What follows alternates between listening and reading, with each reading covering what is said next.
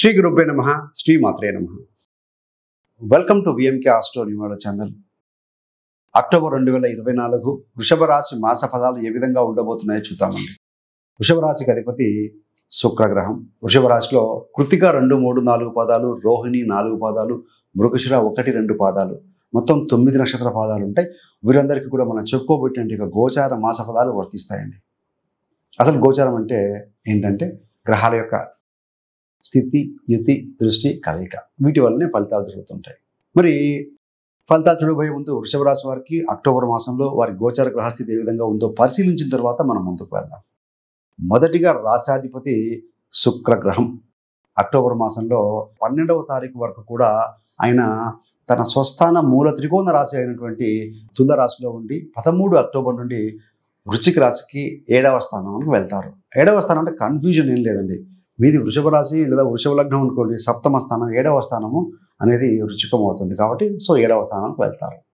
ద్వితీయ మరియు పంచమాధిపతి విలువనిచ్చే గ్రహమైన యోగకారకుడు అని చెప్పవచ్చు. ఆ యొక్క విలువనిచ్చే గ్రహం బుధ గ్రహం ఏంటంటే ఈ మాసంలో ముఖ్యంగా అక్టోబర్ 10వ తారీఖు వరకు కూడా 5వ స్థానంలోనే బలమైన క్షేత్రం బుధుడికి కన్యా రాశి ఉంటారు. 10వ తారీఖు సాయంత్రం నుండి ఆయన 30వ తారీఖు అక్టోబర్ 30 వరకు కూడా తుల రాశిలో ఉండి 30-31 చివరిన మాసాంతంలో వృశ్చికంలోకి వెళ్తారండి.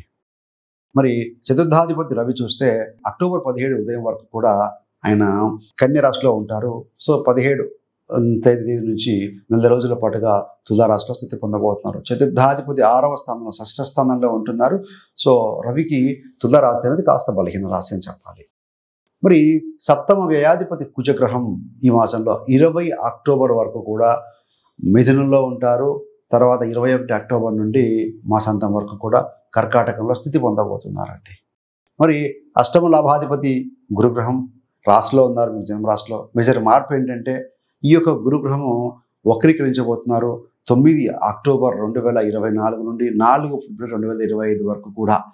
వక్రగతి చెందినటువంటి గోచార గురువు ఫలితాలు ఏ విధంగా ఉండబోతున్నాయి వృషభ రాశి వారికి అనేది కూడా సపరేట్గా వీడియో చేయడం జరిగింది. ఆ వీడియో గమనిస్తే మీకు రెమెడీస్ అవన్నీ కూడా విషయాలు అవగతమవుతాయండి. అష్టమ లాభాధిపతి గురుగ్రహం వక్రీకరణ రాశిలో నుండి. మరి ఆ 9, 10వ స్థానాధిపతి శనైశ్వరుడు 10వ స్థానంలో వక్రీకరించి ఉన్నారు కుంభరాశిలో.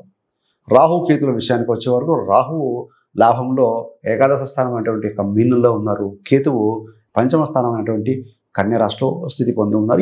ఇది గ్రహస్థితి అండి. ఫలితాల్లోకి వెళ్తే మొదటిగా విద్యార్థులకు ఎలా ఉంటుంది? చతుర్థం అంటే డిగ్రీ స్థాయి విద్య, పంచమ స్థానం అంటే పీజీ స్థాయి విద్య, హైయర్ ఎడ్యుకేషన్. చతుర్థాధిపతి రవి బుధుడితో కలిసి పంచమ స్థానంలో ఉన్నారు. Excellent combination. బుధాదిత్య యోగంలో ఉన్నారు. ముఖ్యంగా ఈ యోగం చాలా పాజిటివ్గా ఉంటుంది 10వ తారీఖు వరకు. ఎందుకంటే బుధుడు విడిపోయి మళ్ళీ తులారాశికి వెళ్తాడు 10వ తారీఖు నుండి. కాబట్టి ఏంటంటే రవి బుధుల యొక్క కలయిక అక్కడ ఉంది కాబట్టి మొదటి 10 రోజులు కూడా విద్యార్థులు చక్కని ప్రతిభ కనబరుస్తారు. గవర్నమెంట్ ఎగ్జామ్స్ కావచ్చు, నోటిఫికేషన్స్ ఏదైనా పడినా కూడా ప్రిపరేషన్ కావచ్చు, ఏదైనా బాగుంటుందండి. పిహెచ్డి లాంటివి చేస్తున్న వారికి కూడా డిగ్గింగ్ డీప్ అన్నట్టుగా ముందుకు వెళ్తారని చెప్పాలి. ఎప్పుడైతే ఈ యొక్క బుధగ్రహం 6వ స్థానంలోకి వెళ్తుందో అక్కడ ఏంటంటే కొంచెం ఫోకస్, ల్యాక్ ఆఫ్ ఫోకస్. ఎందుకంటే ఫోకస్ కనుక తప్పితే ఎనర్జీ ఫ్లో కాదండి. ఎందుకంటే ఎక్కడ మనం ఫోకస్ చేస్తాం అక్కడ ఎనర్జీ ఫ్లో అవుతుంది. ఎక్కడ ఎనర్జీ ఫ్లో అవుతే అక్కడ రిజల్ట్ తప్పనిసరిగా వస్తుంది. ఒక భూతదాన్ని కనుక మనము మిట్ట మధ్యాహ్నం కనుక ఒక పేపర్ మీద పెడితే హాఫ్ మినిట్లో ఫోకస్డ్గా కనుక ఉంచితే ఆ కిరణాల వేడికి కాలిపోతుంది పేపర్. అంత ఎనర్జీ తీవ్రత ఉంటుంది. అలా కాకుండా మనం ఇలా ఊపుతూ ఉంటే కనుక, అంటే ఫోకస్ చేయకుండా ఉంటే కనుక ఎన్ని రోజులు పెట్టినా కూడా ఆ ఫోకస్ ఎనర్జీ ఉండటం వల్ల అది యాక్ట్ కాదు. అలానే you have to be focus. ఒక 60 నిమిషాలు చదువుకుంటూ ఉన్నారు. ఫోకస్డ్గా ఉండండి. No notification, no mobile, no TV. Then మళ్ళీ రిలాక్స్ కావడం 5-10 మినిట్స్, మళ్ళీ వచ్చి కూర్చోవడం, ఇలా చేస్తూ ఉంటే చాలా ఉంటుంది. ఇతర విషయాలు ఎందుకు ఫోకస్ తగ్గించితే సరిపోతుంది. మొదటి 10 రోజులు మాత్రం ది బెస్ట్గా అయితే ఉందండి. ప్రేమ విషయంలో చూస్తే ప్రేమికుల మధ్య కూడా మంత్రులు వాళ్ళు బాగుంటారు, అన్యోన్యంగా ఉంటారు, మంచి అండర్స్టాండింగ్తో ఫ్రీక్వెన్సీ తోటి ఉంటారు. పంచమాధిపతి 6వ స్థానానికి వెళ్ళినప్పుడు కొంచెం ఈగో క్లాసెస్, మాట పట్టింపులు కొన్ని వస్తూ ఉంటాయి. అది ఎప్పుడంటే ముఖ్యంగా 21 నుంచి కుజ దృష్టి కూడా ఉంది కాబట్టి 21 నుంచి 30వ తారీఖు మధ్యలో కొంచెం గొడవలు ఎక్కువగా ఉంటాయి ప్రేమికుల మధ్య. వృత్తి స్థానం, దశమ స్థానం, దశమాధిపతి ఎక్కడున్నాడయ్యా అంటే దశమ స్థానంలోనే వక్రీకరించి ఉన్నారు. మరి దశమాన్ని ఎవరైనా చూస్తున్నారా అంటే ఏ గ్రహం కూడా చూడట్లేదు ప్రస్తుతానికి గోచారంలో. లాభంలో రాహు ఉన్నాడు, బాగానే ఉంటుంది.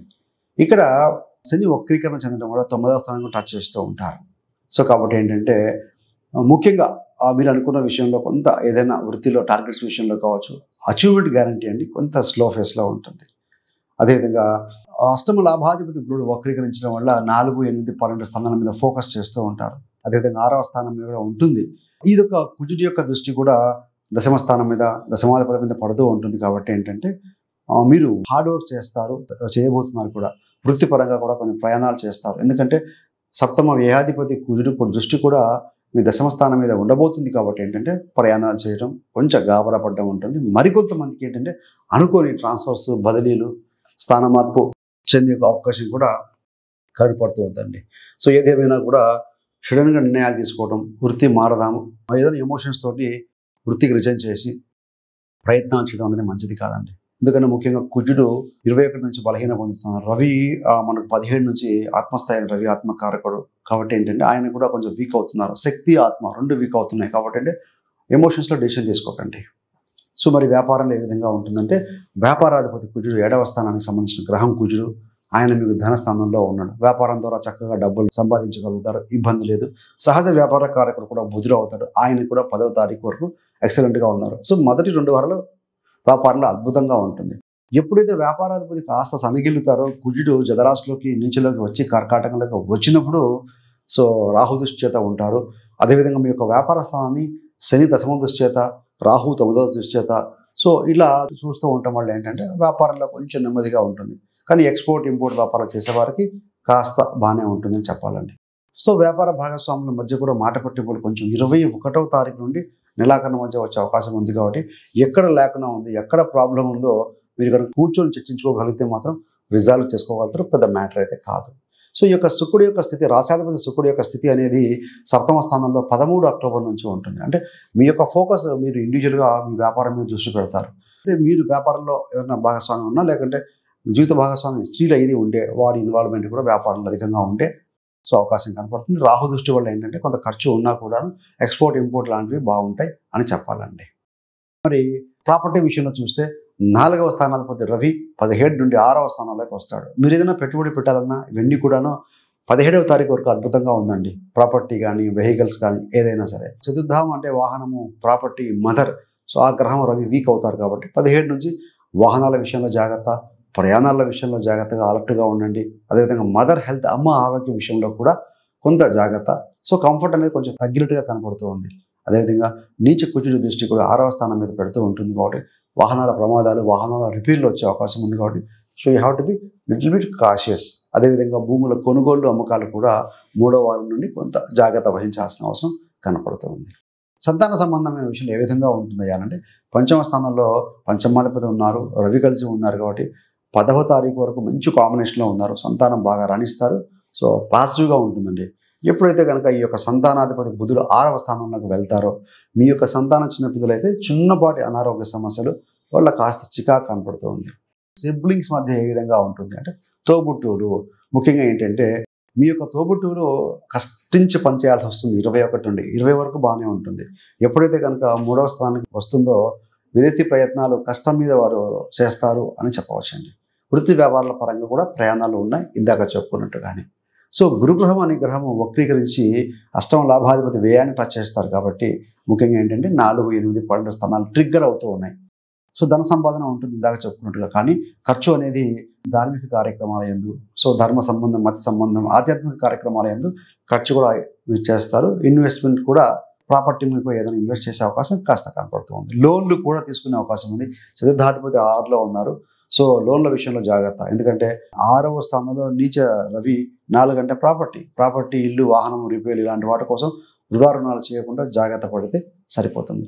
గోచారంలో 9వ తారీఖు నుంచి గురుడు కూడా వక్రీకరిస్తున్నారు. కాబట్టి మీరు ఏదైనా లాంగ్ స్టాండింగ్ ఇష్యూస్ ఉన్నా, లేదంటే కనుక ఈ యొక్క ఇన్సూరెన్స్ బెనిఫిట్స్ రావాల్సి ఉన్నా, ఇలాంటివి కొన్ని ఏదైనా అంటే కొంచెం నెమ్మదించే అవకాశం ఉంది. కాబట్టి వాటి మీద మీ ఫోకస్ అనేది పెంచాలండి. ఫోకస్ తోటి ఏదైనా మనకు ఫలితం సాధ్యమవుతుంది. ఏది ఏమైనా కూడా ఇవన్నీ కూడా మనము గోచార ఫలాలు. సో మీ యొక్క జన్మజాతక చక్రంలో జరుగుతున్న దశ బాగుందనుకోండి, మీ యొక్క రాశాధిపతి, లగ్నాధిపతి బలంగా ఉందనుకోండి, సో ఇవి 30 to 40% ఫలితాలే. మీ యొక్క లగ్నం నుండి జరిగే ఫలితాలు 60 నుండి 70% కాబట్టి వరి అవసరం లేదు. సో నో యువర్ హోరోస్కోప్ కొంతగా మీరు చేసుకునే ప్రయత్నం చేయండి, సరిపోతుంది.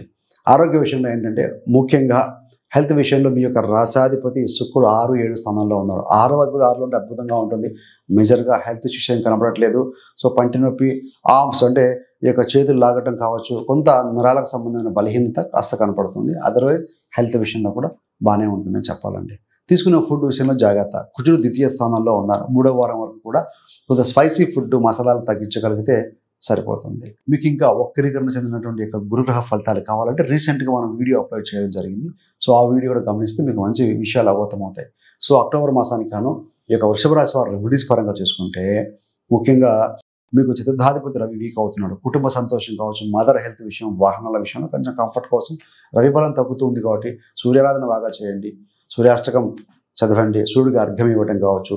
సో శక్తి, ఎనర్జీ, లైఫ్ పార్ట్నర్ యొక్క ఆరోగ్యం బాగుండాలన్నా, వివాహ వ్యవస్థ బాగుండాలన్నా కుజ బలం కావాలి. కుజుడు కూడా 21 నుంచి కొంచెం బలహీన పొందుతున్నారు కాబట్టి సో సుబ్రహ్మణ్య స్వామికి అభిషేకాలు అవుతున్నాయి. సుబ్రహ్మణ్య స్వామి ఆరాధన మంచి ఫలితాలు ఇస్తుందని చెప్పాలి. Thanks for watching. ఇలాంటి మరిన్ని మంచి వీడియోల కోసం VMK astro numerology channel subscribe చేసుకోగలరు. పక్కన ఉన్న బెల్ సింబల్ మీద క్లిక్ చేస్తే మేము చేసే ప్రతి వీడియో కూడా నోటిఫికేషన్ ద్వారా మీ దాకా ఉంటుంది. సర్వేజన సుఖినో భవంతు. స్వస్తి.